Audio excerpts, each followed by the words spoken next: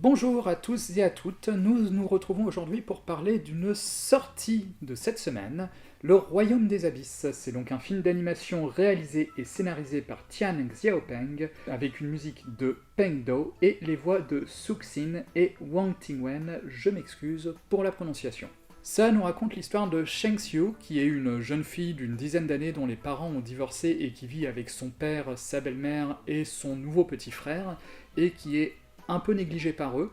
qui un jour lors d'un voyage va vouloir suivre une créature appelée le I-Jinx,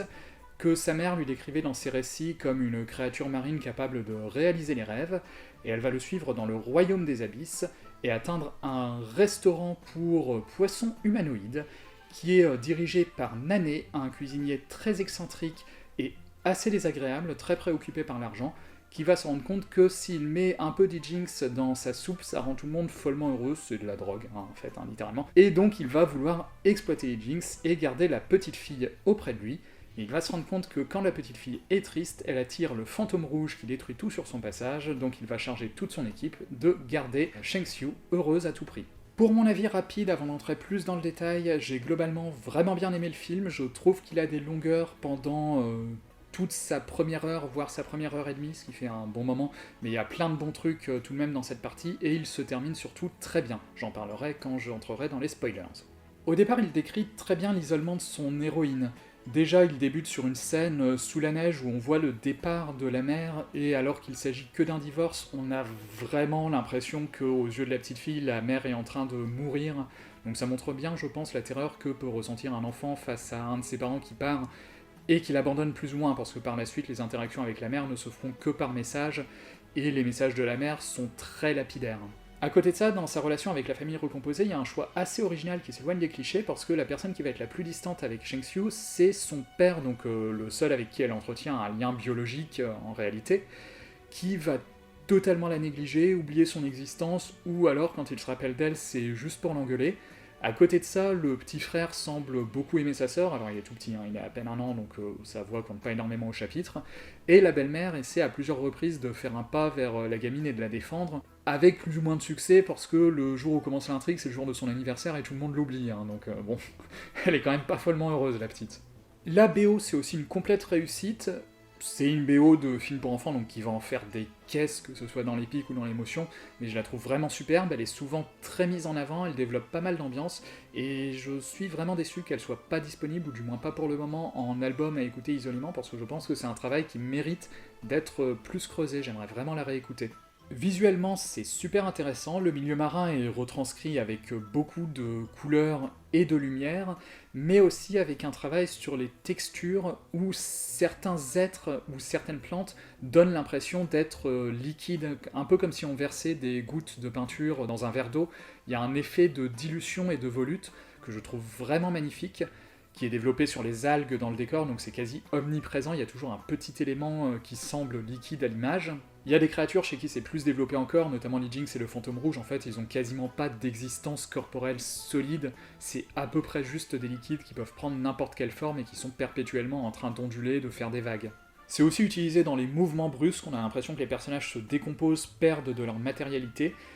et si c'est intéressant, ça peut aussi devenir un des défauts du film dans les scènes d'action, déjà parce que l'image est souvent très chargée, c'est des mouvements rapides, il y a des changements de cadre un peu trop fréquents, un manque de plan d'ensemble, il y a certaines scènes d'action qui sont vraiment trop bordéliques où j'arrivais plus bien à comprendre ce qui était en train de se passer, notamment quand ça impliquait le personnage de Nané qui est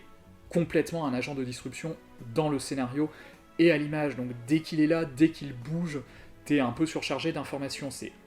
un peu too much à ce niveau-là, le film aurait mérité de mettre les potards un peu plus bas à certains moments. La partie de la découverte du restaurant, à cause du personnage de Nané, est vraiment longuette, je trouve. Alors d'une part parce que c'est difficile de pas penser au voyage de Chihiro quand on a une gamine qui a perdu ses parents, qui arrive dans un restaurant auberge d'un monde alternatif où la moitié des créatures sont même pas vraiment humanoïdes, et ça souffre clairement de la comparaison avec Chihiro si on l'a fait. Et à côté de ça aussi parce que ça se concentre beaucoup sur le personnage de Nané, qui est très antipathique. Alors c'est complètement volontaire, hein. Il est montré comme quelqu'un préoccupé que par l'argent, de très désagréable, de beaucoup trop autoritaire, qui prend des décisions sans queue ni tête. Donc c'est volontaire, c'est pas une erreur du film, mais suivre principalement ce personnage pendant une bonne demi-heure, tandis que l'héroïne passe un peu en retrait, parce que c'est aussi dans son caractère d'être en retrait, c'est assez vite pénible. En fait, le souci, c'est que le film met un peu longtemps à poser ces différentes métaphores, alors peut-être que pour le public enfantin, qui est le premier visé, c'est nécessaire, mais dans la mesure où je les ai comprises assez vite, pour ma part, j'avais un peu envie de dire qu'il était temps de passer à la suite. Parce que le fantôme rouge, c'est évidemment une image de la dépression de la gamine qui menace de tout détruire dès qu'elle la ressent trop fort. Li Jing, c'est très intéressant parce que c'est l'image des souvenirs de la mère, sauf qu'il est pas du tout rassurant dès le départ. En fait, c'est une espèce de machin tout noir avec plein d'yeux et des sortes de tentacules liquides. En fait, on dirait un peu une marée noire dans un récit de Lovecraft. C'est vraiment pas possible de considérer ça comme quelque chose de positif, et effectivement, c'est développé tout au long de l'intrigue que s'accrocher à des souvenirs passés, c'est pas très sain pour la gamine. À travers toute la partie du restaurant, il y a l'idée de l'obligation au bonheur, parce que quand la petite va être heureuse dans toute cette partie, c'est soit parce qu'on la fait rire un peu artificiellement, soit parce qu'elle est droguée à Li Jinx. Il y a toute une scène où réellement elle est morte de faim parce qu'elle vient d'avaler de la gelée d'Li Jinx, plus ou moins, et elle est en train de tituber à travers tout le resto avec un grand sourire en cherchant à dévorer tout ce qui bouge. C'est complètement une fringale de junkie. Mais du coup, dans cette partie, l'envie de Nané et de son équipage, c'est pas vraiment de rendre la gamine heureuse, pour de vrai, c'est juste qu'elle montre pas sa tristesse, parce que si elle montre sa tristesse, ça attire un monstre qui détruit tout. Et le message de cette partie-là, ça va être qu'à peu près à la moitié du film, Nané va un peu lâcher prise, c'est à partir de là qu'il va devenir plus attachant comme personnage, et va dire désolé, je te raconte n'importe quoi, je répète ce qu'on m'a toujours dit, mais si t'es malheureuse, et si t'as envie d'être malheureuse, bah laisse-toi aller, te force pas à sourire si c'est pas réellement ressenti. Donc il y a un message plutôt positif qui en ressort, qui met juste trop longtemps à arriver à mon goût. Et dans la deuxième partie du film, clairement, Nané devient beaucoup plus attachant. C'est un peu inattendu parce qu'il est animé de façon étrange. La plupart des personnages humains sont animés de manière réaliste, relativement réaliste en tout cas, tandis que lui, c'est toujours très excessif dans ses expressions faciales et notamment dans les mouvements de la bouche,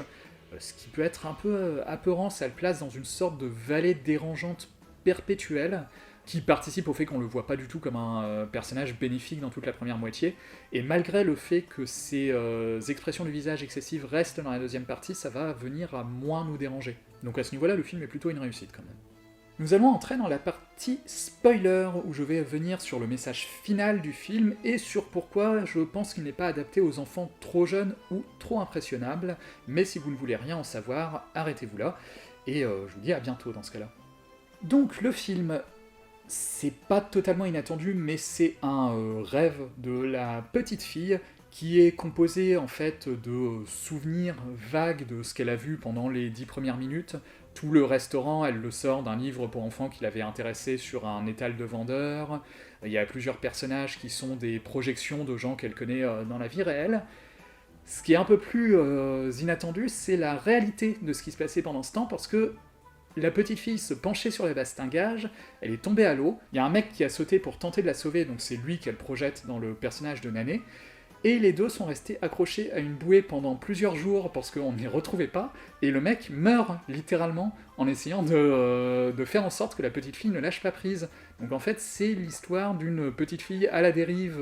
en mer, qui voit quelqu'un agoniser face à elle, et qui ne meurt pas parce qu'on la retrouve au dernier moment, mais qui passe tout le film dans le coma. Et le climax du film, c'est la petite fille qui se rend compte de cette réalité, qui s'accuse de la mort de Nané, et qui veut se laisser mourir, ou retourner dans le coma, plutôt que de rejoindre la lumière, où ses parents sont en train de l'appeler. Donc il y a toute une scène, pour le coup assez impressionnante, où on la voit plonger dans les draps de son lit d'hôpital, et essayer de les déchirer avec ses ongles, pour repasser de l'autre côté, parce qu'elle a plus envie de vivre. Et dans un film pour enfants, je trouve que ça commence à faire beaucoup de trucs assez durs, et traités de manière très frontale sur les 20 dernières minutes. Il n'y a plus du tout de métaphore à ce niveau-là, c'est abordé avec vachement de sérieux tout à coup. Bon alors à la fin, je vous rassure, elle se réveille, il y a tout un côté très mélodramatique, mais le dernier plan vraiment animé du film avant le générique, c'est juste elle qui ouvre les yeux, ça se finit très net, après un film qui est quand même assez dramatique, et où elle a appris tout de même à accepter sa dépression malgré tout ce que lui disait notamment son père, qui est pas mal un connard, hein, tout ce qu'on en voit pendant le film. C'est lui qui a mis la mère au pied du mur en lui disant tu choisis entre ta vie familiale et tes ambitions personnelles, et du coup la mère a choisi. C'est lui qui néglige le plus sa fille, même dans la belle famille. Enfin, le père est montré quand même comme étant un complet connard qui oblige sa fille à sourire parce que ça le fait chier quand elle est malheureuse. Ça me rend un peu dubitatif vis-à-vis de ce qu'on voit dans le générique de fin, qui sont des images fixes de Shang Xiu dans les mois et années qui suivent, parce qu'il n'y a pas vraiment de rédemption qui est offerte à la mère, on la voit juste au chevet de sa fille au moment où elle se réveille, et après on la voit plus du tout, tandis que le père, lui, tout à coup, est montré comme un père aimant qui s'occupe bien de sa fille. Ouais, c'est un peu difficile à avaler comme retournement, étant donné qu'on a vraiment l'impression que c'est lui le responsable de toutes les emmerdes pendant tout le film. J'ai eu un peu de mal avec cette dimension-là. La deuxième moitié du générique, par contre, est très cool parce que c'est des prises de vue réelles avec une main qui est en train de tourner les pages du livre pour enfants qui a inspiré son rêve à Shang Xiu, et ça, je trouve ça vraiment cool comme idée. Donc au final, c'est un film que je vous recommande plutôt, ne serait-ce que pour la beauté de l'animation, malgré les moments où ça devient trop confus, pour le message, malgré les longueurs. Évitez juste d'y amener des enfants s'ils sont vraiment trop impressionnables ou s'ils ont moins de 10 ans, je crois qu'il est mis à partir de 10 ans et ça me paraît en effet plutôt raisonnable. J'espère que le film vous plaira. En attendant, vous pouvez me retrouver sur les réseaux sociaux, je mets les liens dans la description. Vous pouvez me retrouver sur Twitch, je donne les dates sur mes réseaux sociaux justement. Je fais un podcast avec mon camarade Chris qui s'appelle le Vidéo Club de Castle Rock, qui est consacré aux adaptations de Stephen King à l'écran, que ce soit télévision ou cinéma. N'hésitez pas à y jeter un œil. Et je vous dis à très bientôt pour d'autres critiques.